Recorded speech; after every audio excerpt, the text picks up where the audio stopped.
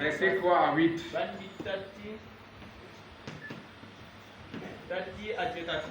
2 Samuel chapitre 12 verset 4. En tout cas, à partir du verset 4, on va sauter. On va lire une partie, on saute. On va lire le verset 13 aussi. Voilà.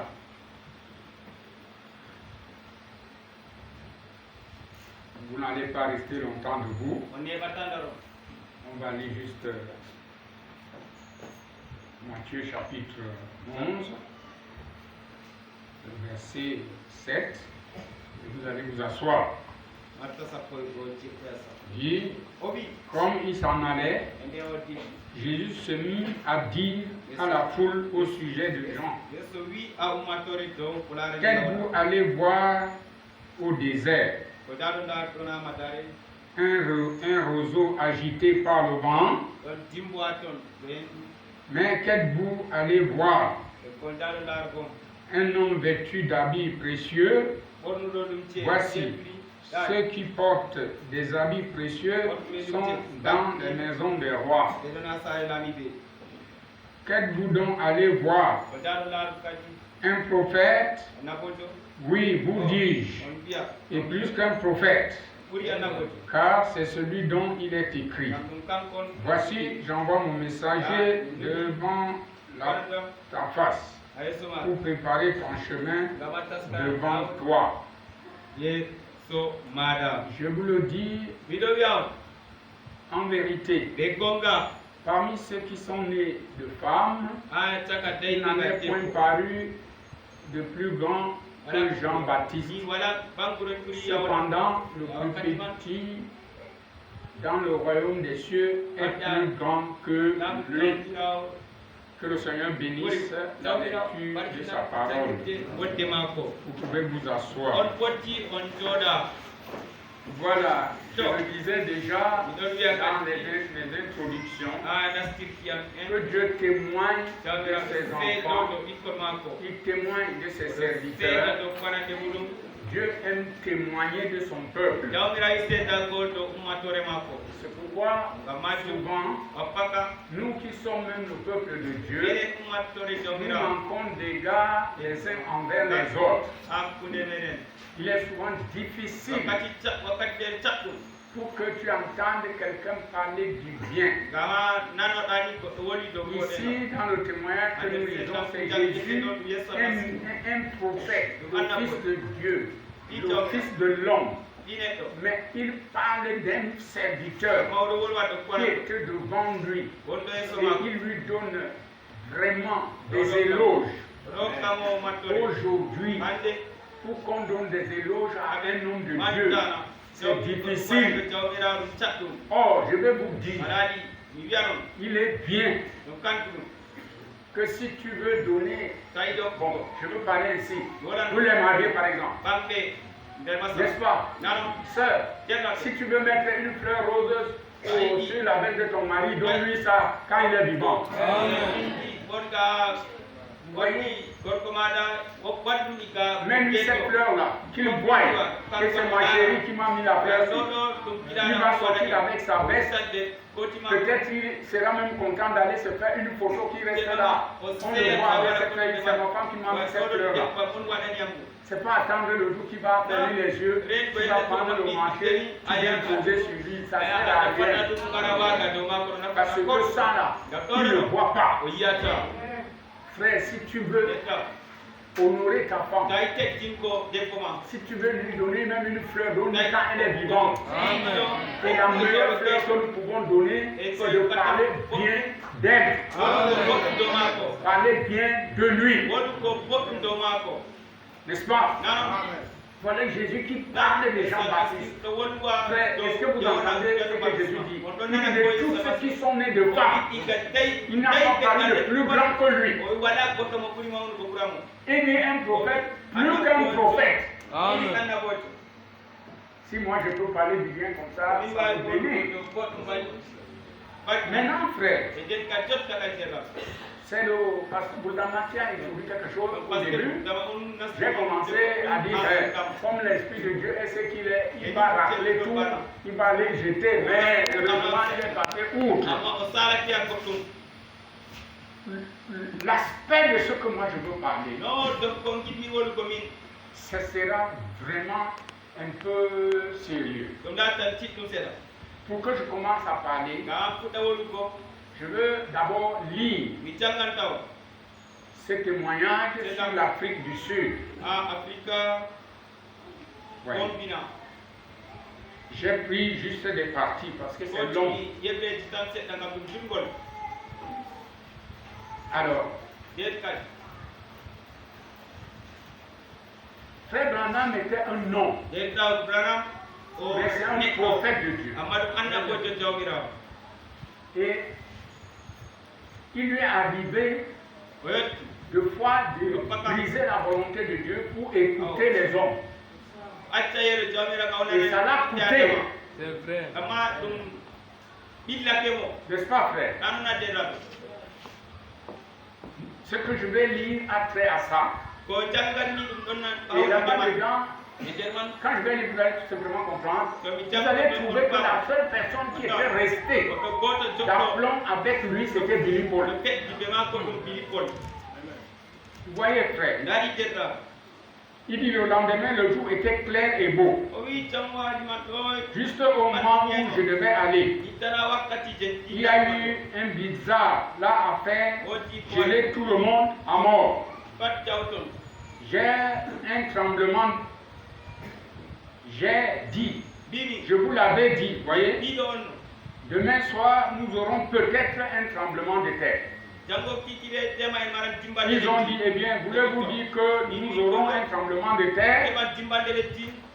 J'ai dit, je ne sais pas si on aura un tremblement de terre, mais nous sommes en dehors de la volonté du Seigneur. Il devait aller à une petite réunion. Mais il y avait une grande réunion. Les frères ont dit, mais non, il ne faut pas laisser cette réunion pour quelques personnes. Pourtant, Dieu ne voulait pas qu'il aille à cette grande réunion. Et frère Manan savait que ça va les coûter. C'est un homme qui, connaissant même la volonté de Dieu, il va se laisser convaincre par les gens. Voyez? Et ce soir-là, pendant que nous étions en prière, ils ont dit, c'est donc une volonté permissive. On se demande si Dieu nous le permet. Et le petit Billy Paul est arrivé et a dit, papa, n'écoute pas ces prédicateurs. Fais ce que Dieu te dit de faire. Amen. Amen. Vous voyez? Et alors, je suis allé là, nous sommes allés, et il a dit, eh bien, prie maintenant. Je suis entré là et nous avons prié jusque vers 2h et 3h. Billy s'est endormi. Et j'étais en chambre. Et j'ai vu cette lumière-là. Et elle est venue en tournoyant dans la chambre. Et j'ai su qu'il était tout près. Et il s'est approché de là où j'étais et il a dit, va avec eux. C'est l'ange. Mais tu payeras pour ça. Vous voyez, frère, la seule personne qui avait pris position pour frère Branham, c'était Billy Paul, qui ne permettait pas aux frères d'écouter ses prédicateurs, mais qu'il fasse ce que Dieu lui a demandé de faire. Et l'ange est venu le trouver en prière, il lui a dit, tu payeras pour ça. Il a dit, va de l'avant. Il a dit, mais va réveiller ton fils et dis-lui, ainsi dit le Seigneur. Il a eu de la considération pour Billy. Qui a eu la considération pour Billy? L'ange. Car Billy avait pris position pour ceux qui étaient justes. Église, est-ce que nous suivons ça? Si vous voulez donc que l'ange du Seigneur ait la considération pour toi, il faut prendre position pour ceux qui sont justes. Amen. Frère, il a de la considération pour lui. Aujourd'hui, frère, vous voyez quelqu'un qui prend position pour une chose réelle. Il avance avec, au lieu de soutenir, de l'aider à mettre des paroles d'encouragement, mais on le tue au quartier. On raconte des choses. C'est quelle qualité? Nous allons à quel ciel? Vous voyez, frère, il y a des choses mauvaises qui ne font pas qu'on parle comme ce matin. C'est un culte en mémoire de quelqu'un qui a été utile, que Dieu a la considération pour lui. Mais pourtant un humain avec un tas de fautes aussi, d'erreurs. Mais Dieu a balayé ça. Et cet homme a servi Dieu. Tout va arriver à quelque chose. Vous allez nous comprendre. Ce n'est pas difficile. Car Billy a pris position pour ceux qui étaient justes. Il a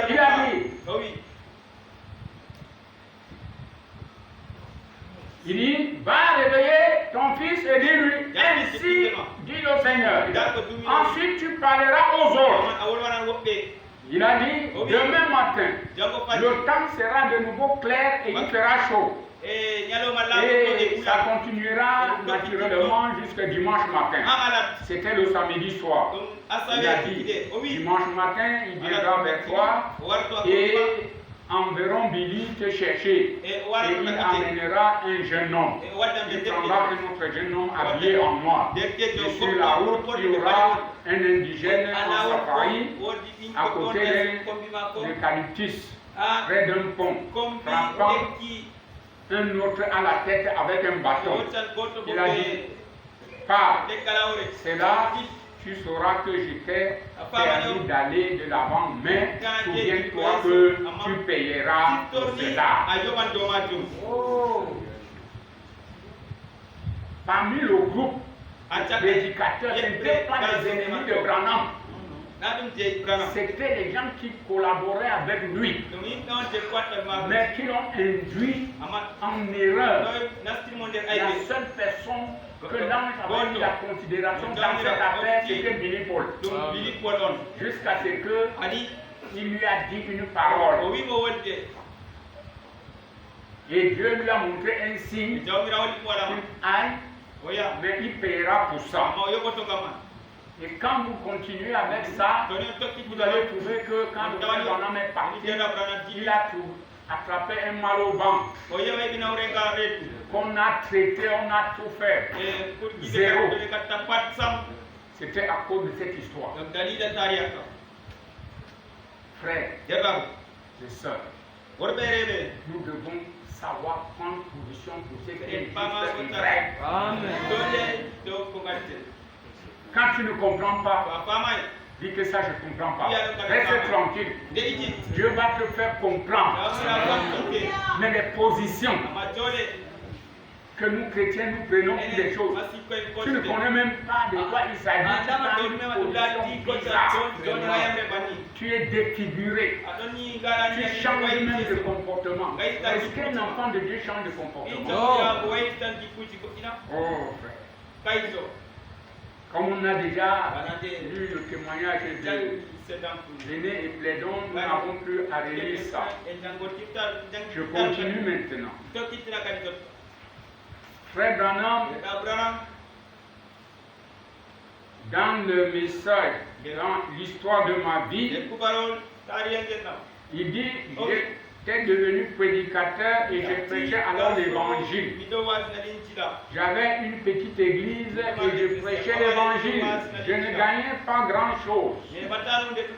Et peu après, Dieu nous a bénis dans notre foyer.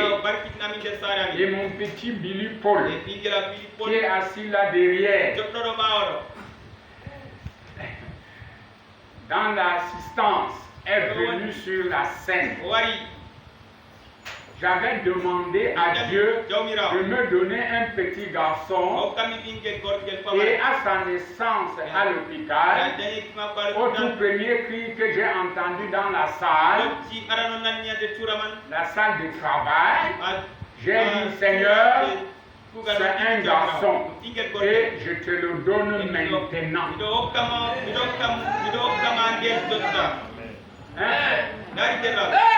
Ton enfant né au premier cri, Seigneur, je te le donne.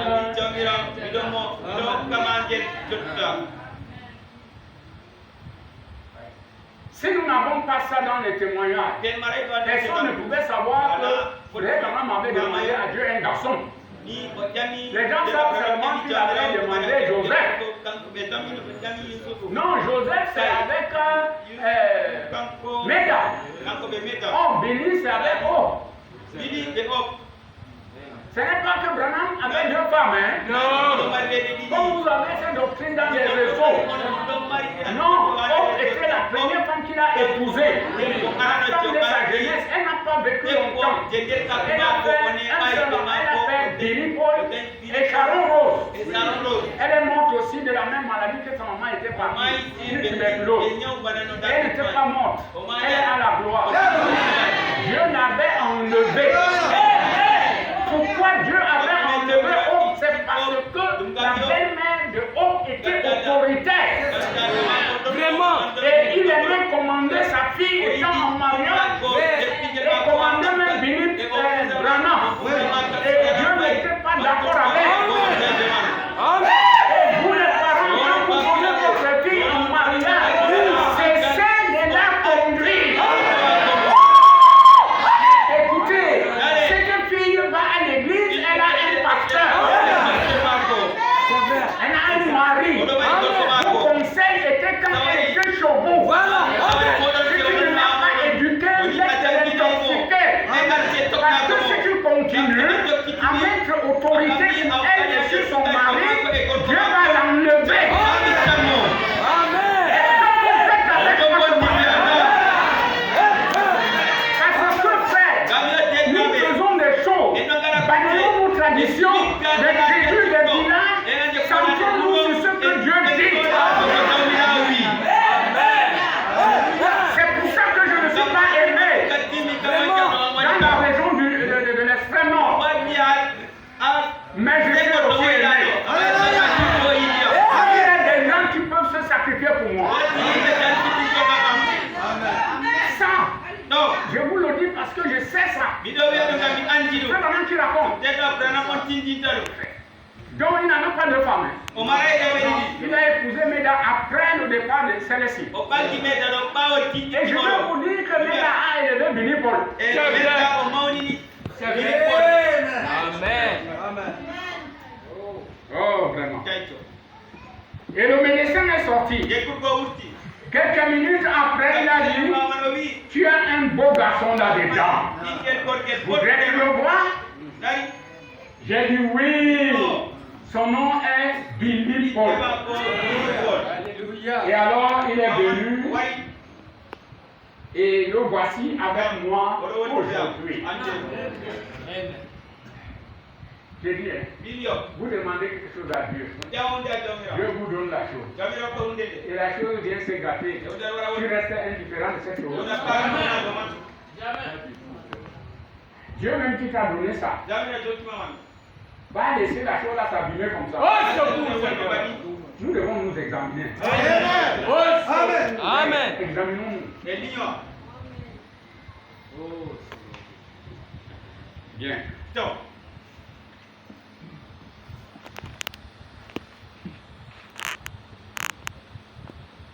Frère Branham va encore raconter quelque chose. Tout ceci, c'est pour montrer que Frère Billy Paul était utile. Très utile. Dans les instructions de Gabriel à Daniel, Frère Branham dit, et alors nous avons cela chaque jour et chaque réunion ici, quand nous avons nos lits de prière pendant la réunion. Maintenant, quelqu'un pourrait donc demander au sujet du don. Oui, je l'ai toujours, mais l'occasion, la seule occasion où je l'utilise, c'est alors que c'est lors de mes entretiens privés et pour en obtenir un, je vois que c'est affiché au tableau là derrière. Il faut obtenir l'autorisation et convenir d'une date avec mon fils Billy Paul. Billy Paul gérait les rendez-vous du prophète Branham. Tu t'entends avec lui sur la date. Et c'est lui qui apporte ça, et il te fixe cette date.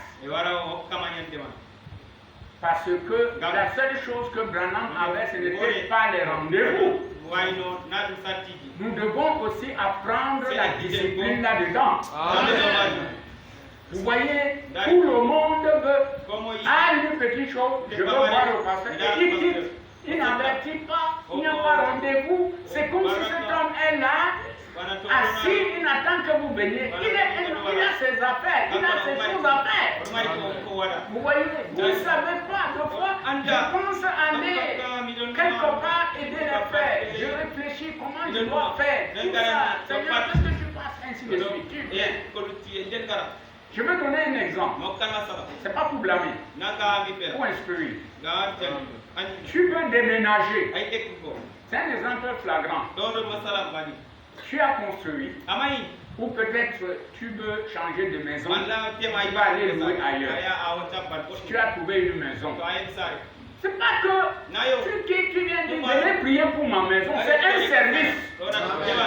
Tu demandes quand est-ce que si vous avez le temps, vous pouvez venir prier pour la maison que je vais habiter. Tu demandes, tu poses la demande. On voit le programme, on te donne un jour. On peut venir, si nous voulons, nous pouvons aller avec même 15 personnes. Oui, Dieu, on va parler de Dieu dans cette maison, on va la consacrer à Dieu. Pendant que tu es là, que l'âme de Dieu soit au contrôle. Mais quand on le fait, que cette maison ne soit pas le lieu où tu murmures contre les prédicateurs, ou contre les frères ou les sœurs. Ça doit être une maison où quand il faut parler, on va glorifier Dieu. Et ce n'est pas une maison qu'on vient coucher les femmes des gens là-bas, ou violer les filles. Et si une fille est dans cette maison, on doit être prostituée.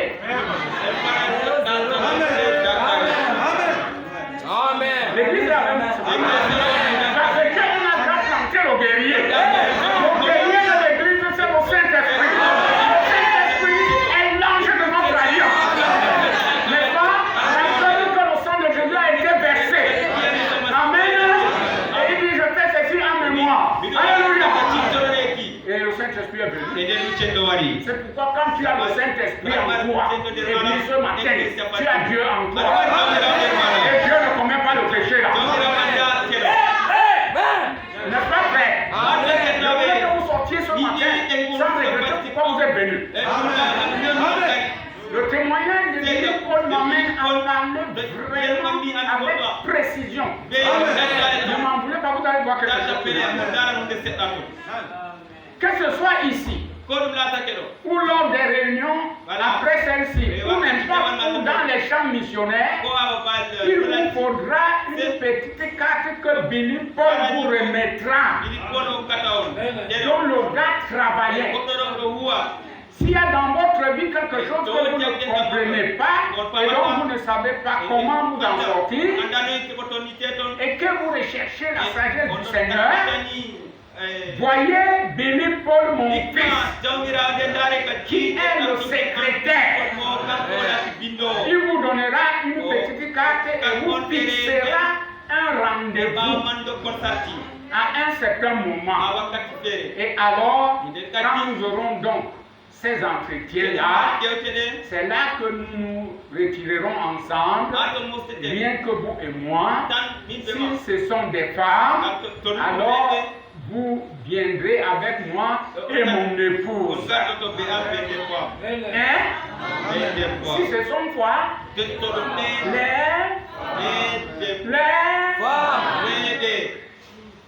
Vous viendrez avec moi et mon.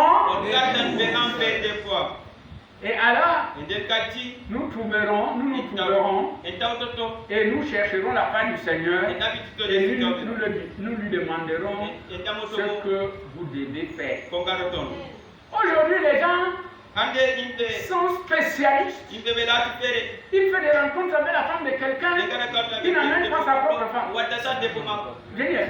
Mais là, on même ou quoi? Et le lendemain, on va entendre qu'il est tombé de la maladie de tombe.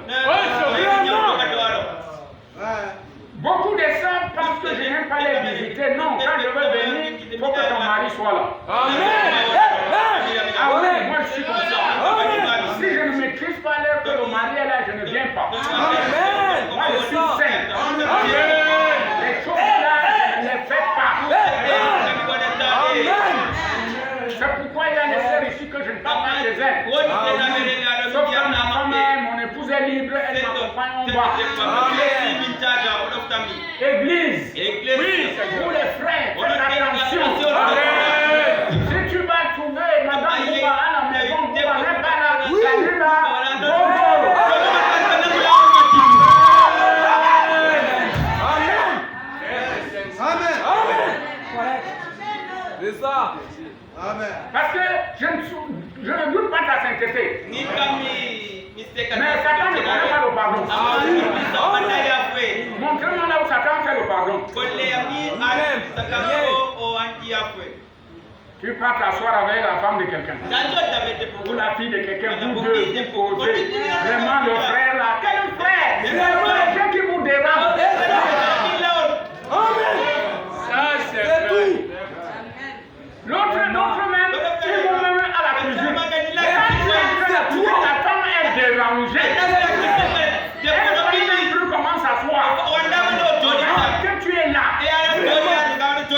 On a dit que les hommes vont s'asseoir à la cuisine. Vraiment. Après on m'a dit, moi je suis tombé. Tu as l'épilepsie, ici on m'a dit l'épilepsie.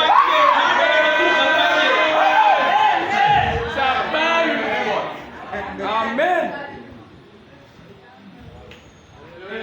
Vraiment. Voilà. Ça, c'est pour vous montrer qu'il était secrétaire. Et en faisant tout ça, qu'est-ce que Billy Paul faisait? Il servait qui? C'est là où j'en viens. Billy Paul servait qui? Hein? Son père. Mais ici, Billy Paul servait Dieu. Parce que même l'ange a la considération pour lui. Et tout ce travail qu'il faisait, les rendez-vous pour que Dieu délivre les gens, les amener pour qu'on puisse distribuer les cartes de prière, il servait Dieu. Oh, bien aimé. Servir Dieu. Ici, je vais encore lire quelque chose. On aura encore un passage de la Bible qu'on va lire.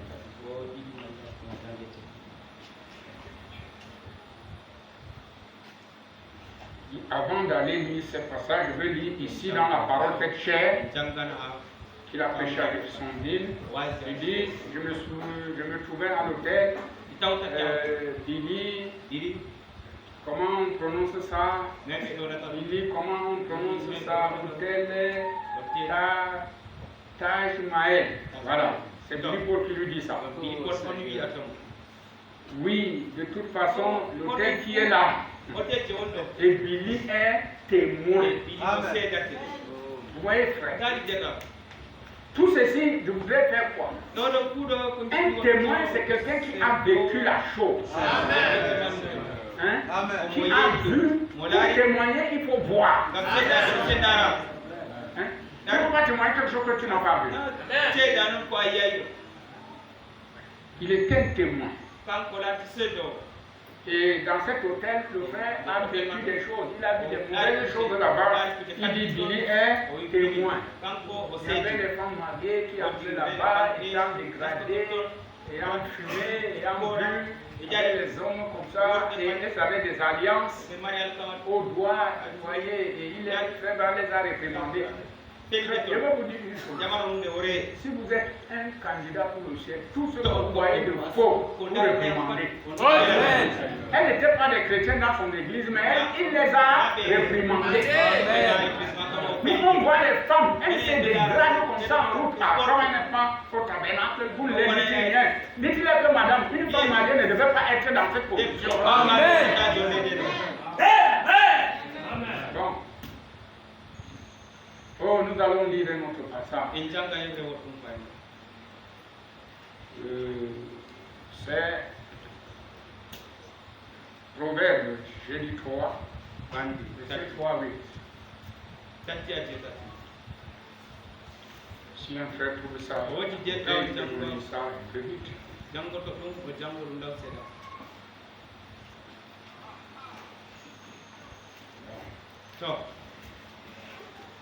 Je suis, donc, vas-y.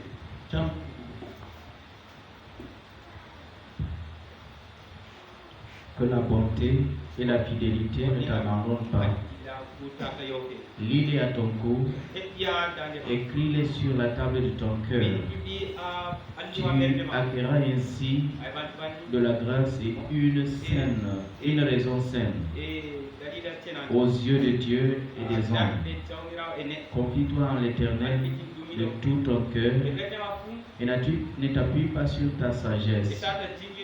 Reconnais-le dans toutes tes voies et il aplanira tes sentiers. Ne sois point sage à tes propres yeux, crains l'Éternel et détourne-toi du mal. Ce sera la santé pour tes muscles et un rafraîchissement pour tes os. Un rafraîchissement pour tes os. Si on nous apprend de craindre Dieu, et ne pas nous appuyer sur notre propre sagesse. Vous voyez, c'est très colossal. Beaucoup de peuples souffrent à cause de ce mal.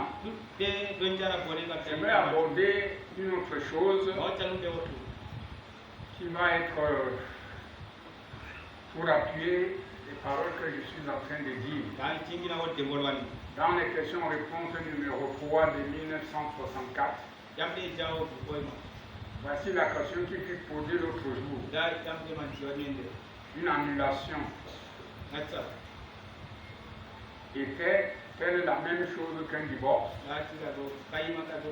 Lorsque vous me posez ces questions, mes amis, vous ne savez pas ce que cela me fait. J'ai beaucoup d'amis assis ici qui ont été mariés 2 ou 3 fois.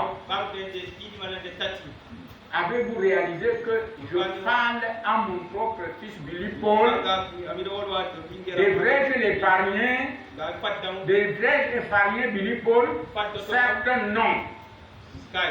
Billy Paul se maria à une certaine jeune fille et vint nous voir. Elle dit papa, je veux me marier. Vous voyez frère? C'est une situation que je veux donc vous montrer que Billy Paul c'était un homme qui s'humiliait devant la parole. Ce jeune homme, quand il a grandi, il est parti lier l'amitié avec une fille qui ne fréquentait pas l'église. Il est venu voir son père qui veut se marier. Et son papa lui dit, ils avaient déjà conclu le mariage avec la fille. Il a dit non. Et le prophète est parti annuler ce mariage avec le papa de cette fille. Hein? Si c'était aujourd'hui, avec les gens d'aujourd'hui là, ils devaient fabriquer ce qu'ils ont fabriqué là à Douala. Avec une fille païenne, on endoctrine la fille là au bureau, on la baptise là et on vient venir au mariage. C'est diabolique. Amen. On va les tuer pour ces vérités. vérité. Mais si Dieu est avec moi, on ne peut pas. Amen. Amen. Vraiment, Église, c'est malheureux. Voilà la sagesse de l'homme. Ça l'amène à la mort. Exact. Question-réponse numéro 3. Toujours. Il dit, j'étais en train de laver ma voiture. Je dis, tu vas te cogner la tête contre le mur. Et je continuais tout simplement à laver ma voiture. Comme cela, il a dit, je vais me marier. Je dis, oh, vas-y. Et je continuais simplement ma besogne. Il se retourna et alla en parler à sa mère. Et sa mère se moqua de lui. Maintenant, si je demande ici, en 1964, sa mère là, c'était qui? Meda. Et que, vous voyez, si c'était nous, on dira, est-ce que c'est ma mère? C'est Meda qui l'a élevé. Oh frère, j'aime le message. Hein. Amen. Sa mère se moqua de lui. Savez-vous ce qu'il a fait? Il a fui avec une certaine fille qui fréquentait encore une école publique et il s'est marié. Nous avons annulé le mariage. Le père de cette jeune fille et moi-même, nous avons annulé le mariage. Mais n'empêche qu'il était marié. C'était annulé, non? Mais n'empêche qu'il était marié. C'est mon garçon qui est ici et qui m'écoute en ce moment maintenant. C'est tout à fait vrai. C'est grave, hein?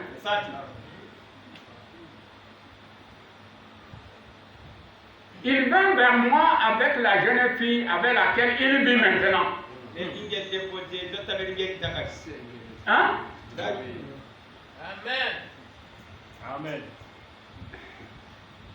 Ma belle-fille, mon petit-fils, il dit, papa, veux-tu me marier? Celle-là, c'était annulé. Oui. Et il amène l'autre.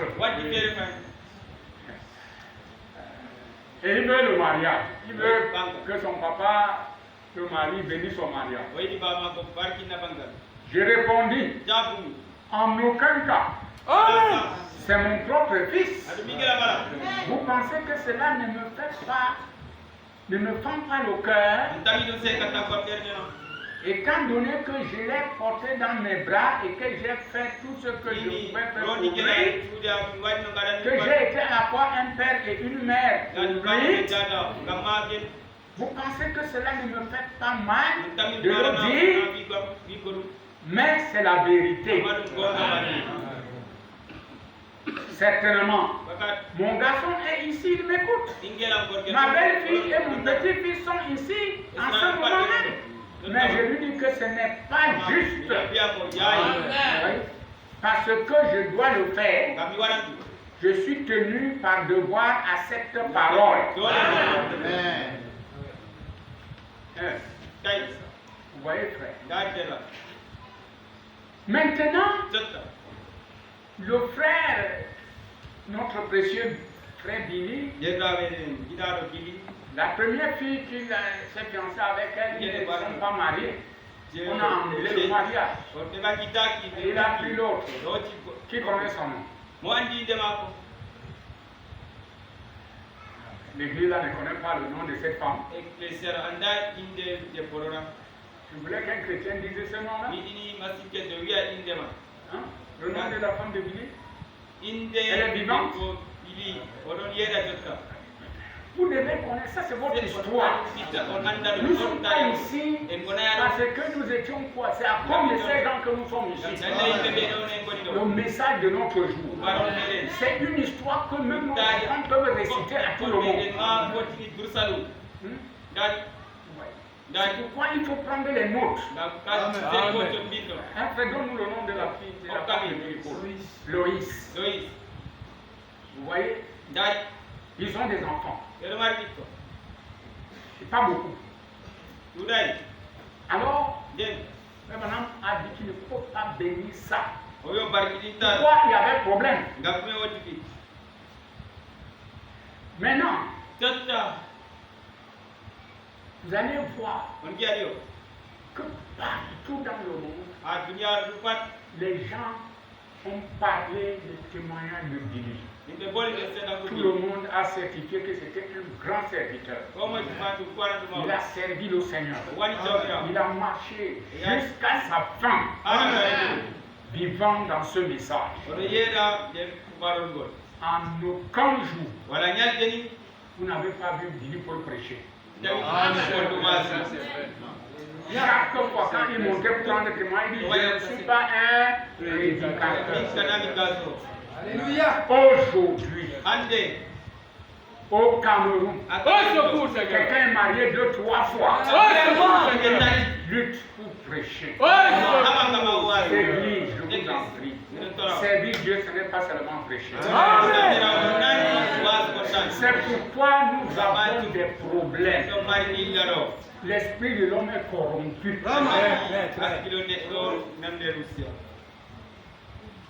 Si même tu peux être un paillasson, un paillasson, quand on veut entrer, on est sur les pieds de lui. À la porte, tu es un serviteur de Dieu. Alléluia. Aujourd'hui, un enfant qui ne connaît même pas ce que c'est la sanctification, il ne connaît même pas dialoguer avec quelqu'un. Il ne connaît même pas répondre à un supérieur. Il marche le dos comme ça. Son problème, c'est prêcher. Et quand même il prêche, la première chose, c'est d'aller en Afrique du Sud. Il prend tous les adresses du Congo. On dirait que c'est les Congolais qui confirment le ministère. Vraiment. Et pourtant, ils ont des prédicateurs qui ont 20 femmes. Vraiment. C'est anti-parole. Ils ont organisé une réunion pour la polygamie, par rapport au message et tout ça. Des bêtises comme ça. Et ça balaye le monde. Ils sont en train de rentrer à Babylone. Dieu nous a fait sortir de la confusion. Mais les gens rentrent à la confusion. Mais ceci, Billy Paul ne l'a pas fait. Mais pourtant, il a servi Dieu toute sa vie. Puisse être quelqu'un qui s'humilie devant la parole. N'est-ce pas, frère?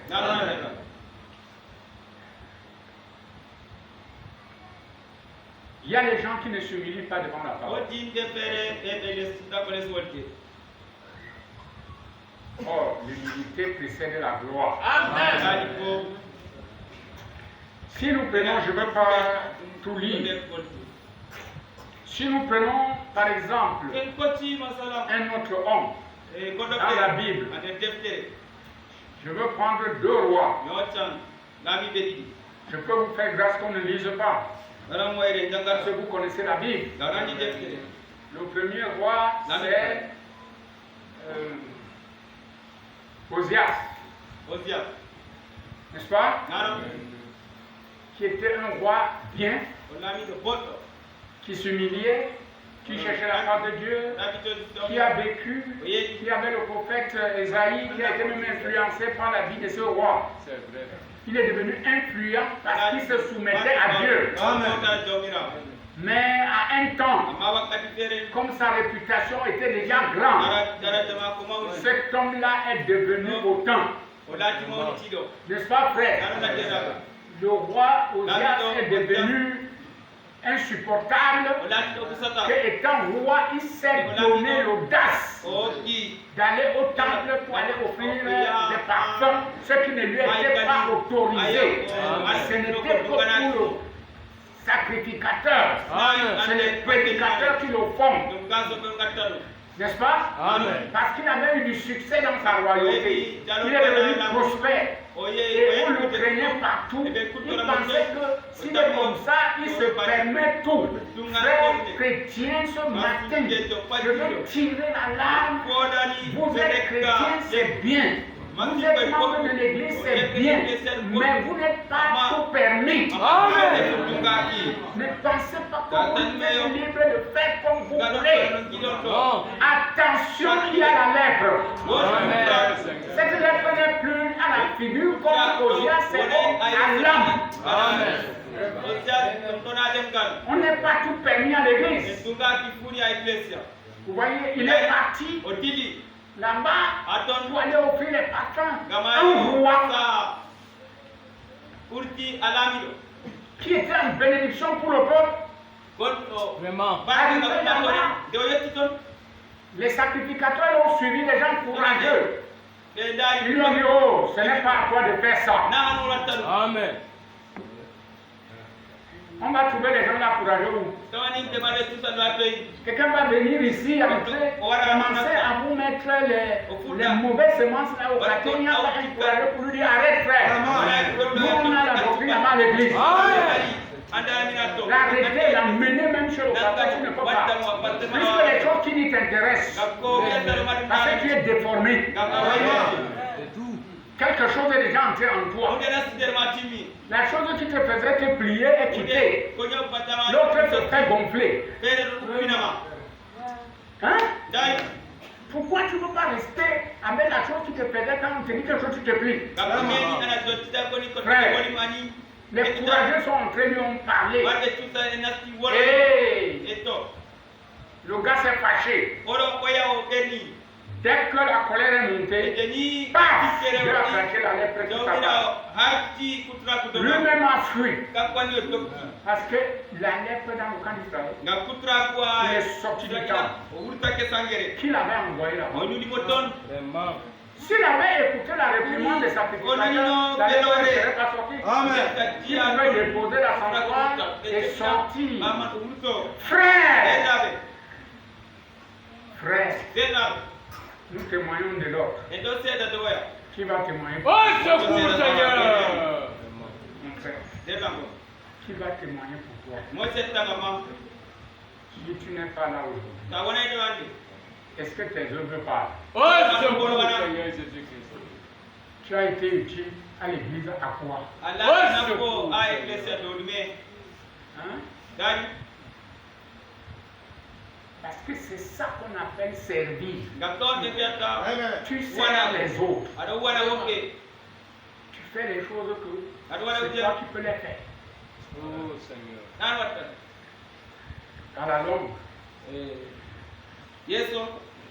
Voilà un. Regardez Satan. Exclu. Lépreux. On a isolé. Il ne pouvait même plus être roi. Étant un roi, il a même perdu la royauté. Il a été isolé. Il ne fallait pas vivre avec les gens. Regardez un homme qui a bien vécu à la fin. C'est la fin de la chose qui compte. Regardez comment il vient se détruire pour rien. Mon frère, ne te détruis pas pour rien. Garde ton témoignage. Sers Dieu. Si tu balais l'église, balais. Si tu es sur les bancs, essuie. Si tu laves les pieds des gens à la porte, lave. Si même tu peux dire que vraiment, pasteur, dès ce jour-ci, je veux être comme ton secrétaire, je veux garder ton job pour enregistrer les rendez-vous. Fais-le. Amen. Dieu va t'honorer pour ça. Mais nous ne pouvons pas. Et cette attitude est partie plus loin. Même les femmes ont déjà pris ça. Et pourtant dans la Bible, les femmes ont servi Dieu. Amen. Je prends une seule. Tabitha servait Dieu. Est-ce qu'elle prêchait? Elle était une femme qui faisait les affaires. Aujourd'hui, on a tout conditionné. Comme si faire les affaires était un péché. et les gens meurent de misère, de pauvreté. Incapables de payer une nappe qui peut coûter 150 000 francs pour mettre là où on prêche. Mais David avait orné l'église. Elle avait des choses. Sa marque était gravée dessus. De manière que quand la mort était venue la prendre, n'est-ce pas? Même l'église l'a refusé. J'ai dit l'église. Joppé a refusé la mort. On dirait on ne l'enterre pas. Allez la garder là-bas à la chambre haute. On a envoyé chercher l'ancien. Pourquoi les gens là n'ont pas dit qu'on a l'affaire? Nous sommes le rebelle. Nous allons faire l'affaire. Un frère, on va la ressusciter. Il dit non, l'affaire c'est pas à ce niveau. Il y a quelqu'un qu'on connaît. Allez le chercher. Amen. Quand il est arrivé à Joppé, il est monté à la chambre haute. Les sœurs, les femmes de l'église, chacune prenait sa marque de. Et dit voilà ce qu'elle fait, voilà ses marques. Marque Tabitha. L'autre prend peut-être le grand rideau qui est là. Témoignant. Pour montrer elle. Dans l'église, tout le monde avait quelque chose à dire sur tabernacle de l'humilité, vous voilà secours, Seigneur! Ma soeur, Oh mon Dieu! quel témoignage toute l'église peut rendre de toi? Ce matin, j'ai dit à Dieu, quand je veux finir ceci, je t'attends à manifester tes filles. Parce qu'elles doivent revenir à ce départ. Frère, voilà le témoignage d'une sœur. Elle servait qui? Hein? Est-ce qu'elle a prêché? Elle est montée à la chair. Mais elle a servi Dieu. Quand l'ancien est monté, il a posé les mains. Il a rappelé. Elle est revenue. Il a amené la sœur à l'église.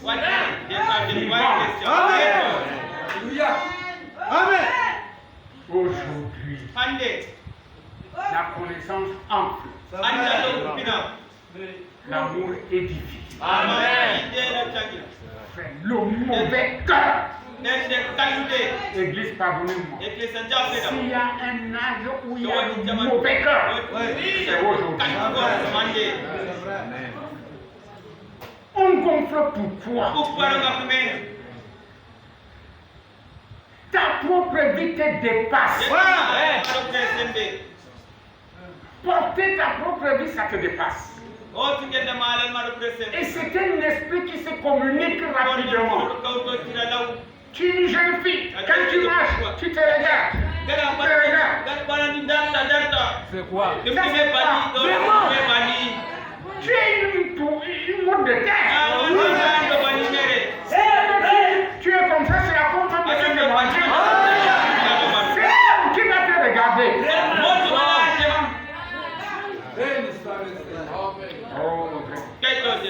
Oh, c'est pourquoi vous ne pouvez plus entendre une jeune qui a 13, 14, 15 ans que Dieu a visité. Vous les entendez dans ce témoignage. Pourquoi? Prière ne connaissent pas. C'est leur maman qui les empêche. Oh Seigneur! Ça c'est vrai. Ce que je vous dis est vrai. C'est vrai, Ce sont les mamans. c'est vrai. Vous voyez, les quelques mamans qui poussent leurs filles à s'approcher du feu là, elles ne sont pas nombreuses. Merci déjà parce qu'il y en a. Amen. Elle ne veut pas que sa fille manque d'être à la prière.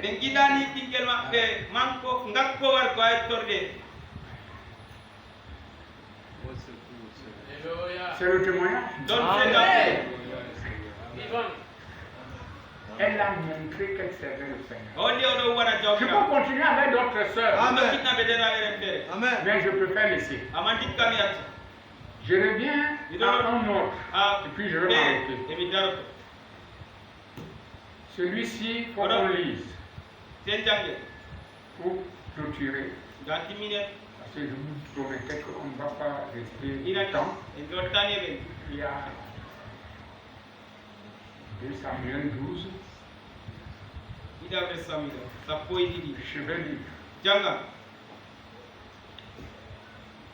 Un voyageur arriva chez l'homme riche. Et le riche n'a pas voulu toucher à ses brebis ou à ses bœufs pour préparer un repas au voyageur qui était venu chez lui. Il a pris la brebis du pauvre et l'a apprêtée pour l'homme qui était venu chez lui. La colère de David s'enflamma violemment contre cet homme et il dit à Nathan, cet homme, en attend, l'Éternel est vivant. L'homme qui a fait cela mérite la mort.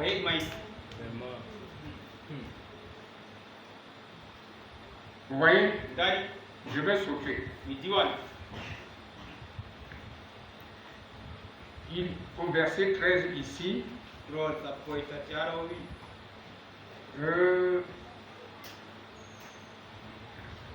David dit à Nathan, j'ai péché contre l'Éternel.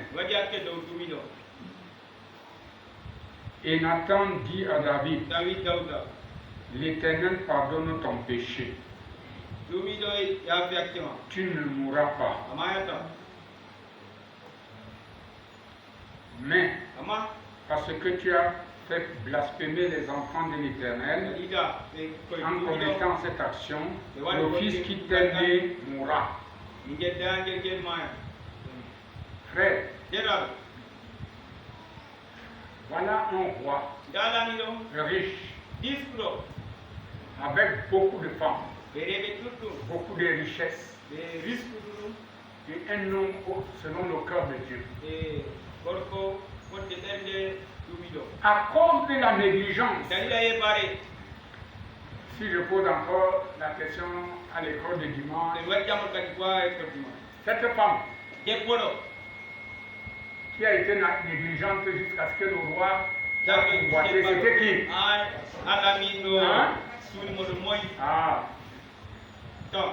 Bathsheba.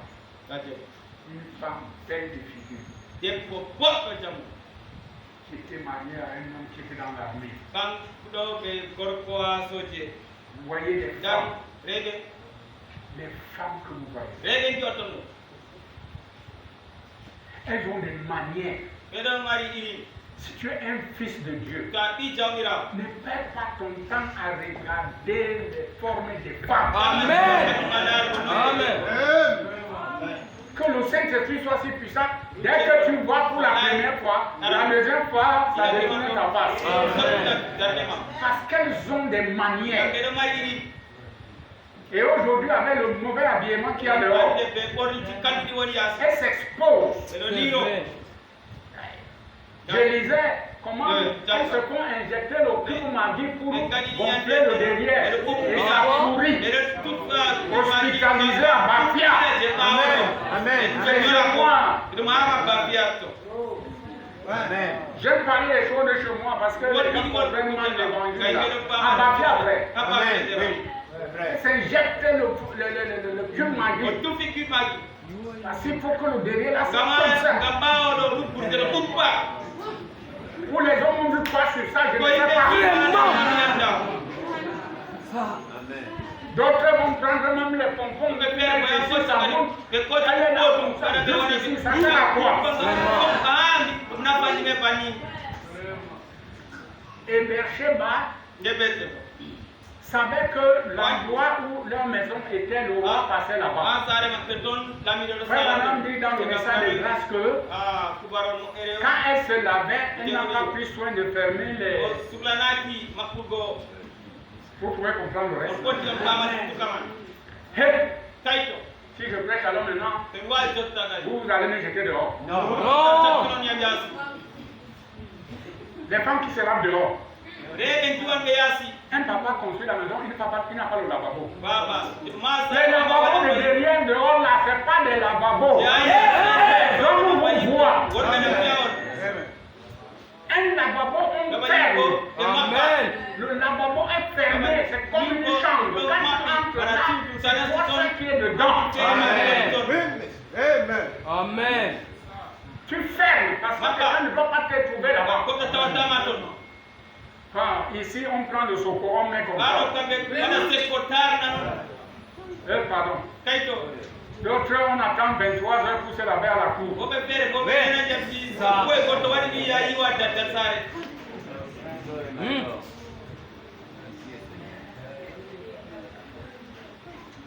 Et on dira, oh, le frère Sanama exagère. Non. Il exagère avec quoi?